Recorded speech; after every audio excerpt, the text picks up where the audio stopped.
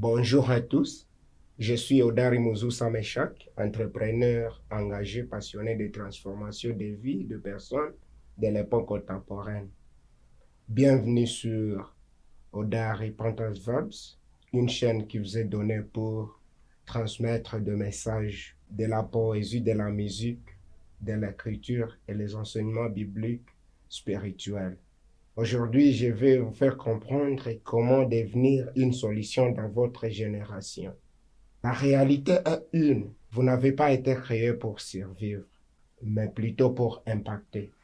Nous allons parler de l'entrepreneuriat biblique et pratique, un livre que j'ai écrit il y a un mois. Ce livre regorge 4 modules. Le premier module, c'est fondation. Le deuxième, c'est création de business. Le troisième, c'est gestion et argent. Et le quatrième, c'est croissance et impact. Nous allons vous parler d'abord de fondation et création de business. Le sous-thème que nous allons aborder, comment Dieu t'a créé pour être une solution et nos spectateurs. Nous allons partir de point A, comprendre l'entrepreneuriat. L'entrepreneuriat n'est pas une matière seulement économique, mais c'est une mission divine, un mandat que Dieu vous donne. Dieu vous a mis sur la terre pour dominer, pour produire et pour vous multiplier.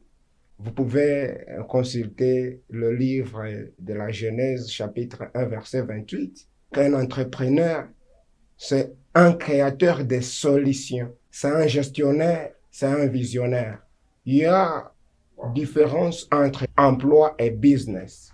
Un emploi, c'est lorsque tu veux travailler pour quelqu'un dans le but de gagner quelque chose comme salaire après une échéance donnée. Le business, c'est quand toi-même tu crées. Tu dis oui, je veux impacter, je veux construire mon empire. Là, tu fais un business. Le deuxième point que nous allons parler, c'est découvrir ses capacités. Le premier capital n'est pas argent. Le premier capital, c'est se connaître toi-même. C'est comme Socrate qui a dit, connais-toi toi-même, écoute la divinité qui est en toi. Entrepreneur qui veut connaître ses capacités, il faut d'abord connaître tes talents, tes compétences et tes passions. Là, je vois talent, c'est ce qui est naturel en toi. Tes compétences, c'est ce qu'on t'a appris. Et tes passions, c'est que tu aimes. Ce que tu aimes, c'est ce qui peut te faire arriver au plafond de ce que tu cherches comme un entrepreneur. Les principes, tu mets en pratique les 3 éléments. Là, tu seras plus riche et potentiel. Le troisième point que je voudrais aborder aujourd'hui, c'est mentalité de succès. La réussite commence dans la pensée. Il faut être d'abord discipliné, il faut être visionnaire et il faut être constant. Là, il y a changement de mentalité et tu vas jusqu'au bout. C'est un exemple de Proverbe 6:6, un exemple de fourmi. Là, tu travailles sans supervision, mais c'est toi-même qui travailles en vue de chercher un avenir meilleur. Avant de bâtir, il faut d'abord bâtir un homme en soi. Le quatrième point, c'est commencer petit. C'est comme nous dit toujours Zacharie 4, verset 10.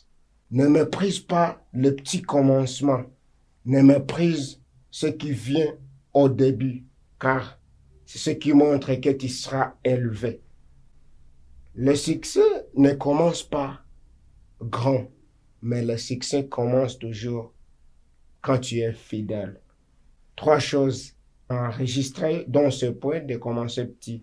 Utilise ce que tu as. Commence, même si tu as des choses au niveau très bas, et là, même tu peux servir les autres. C'est le petit qui devient grand. Avec ce point, j'aimerais te dire que Dieu ne t'a pas créé pour dépendre. Dieu ne t'a pas créé pour que tu survives. Dieu t'a créé pour que tu deviennes solution.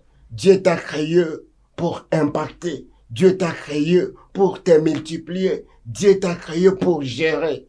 Il faut aussi le mettre au centre de tout ce que tu vas faire. Je vous dis et je vous remercie. Bienvenue dans la deuxième partie de notre enseignement portant sur l'entrepreneuriat biblique et pratique. Dans la première partie, on a exposé la fondation et la création des business. Cette seconde partie, nous allons vous parler de ces deux modules portant sur argent et gestion et croissance et impact. Comment comprendre le marché. Un entrepreneur ne décide pas devant un marché.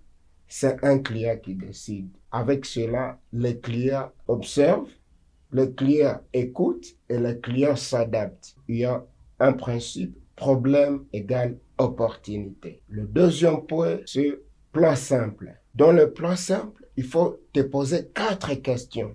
La première question, quoi vendre? La deuxième question, à qui vendre? La troisième question, à quel prix vendre? Et la quatrième question, comment vendre? Une idée sans plan est une illusion. Illusion, c'est une perception erronée. Plan simple plus action donne résultat. Le troisième point, gestion de l'argent. L'argent ne change pas la vie, mais c'est la gestion qui change la vie. 4 règles simples à retenir. La première, 50%, tu les mets dans ton business, 20% dans tes besoins, 20% dans ton épargne et 10% à Dieu. Comme nous dit toujours Matthieu, chapitre 6, verset 19 à 21. On peut paraphraser même avec Luc, chapitre 16, verset 10. Celui qui a été fidèle dans de petites choses, Dieu lui a rendu dans beaucoup de choses. 8e point, impact et croissance. Le but n'est pas seulement de gagner, c'est impacter. 4 points à retenir. Marketing ou visibilité, discipline, persévérance et mettre Dieu au centre. Ici, je vais vous emmener à comprendre qu'un entrepreneur résout bien ce problème, crée des revenus et élève les autres. C'est pourquoi Dieu ne t'a pas créé pour dépendre. Dieu ne t'a pas créé pour rester en train de demander comment travailler. Toi-même, tu es là pour créer. Toi-même, tu es là pour gérer. Toi-même, tu es là pour te multiplier, pour produire, pour assujettir dans ce monde. Tu es là pour être solution dans ta famille. Tu es là pour être solution dans la RDC.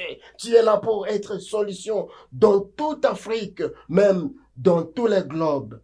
Tu es là pour devenir une solution. Les cours d'entrepreneuriat biblique et pratique t'enseignent aujourd'hui de devenir solution dans tous tes domaines. Que Dieu te bénisse richement.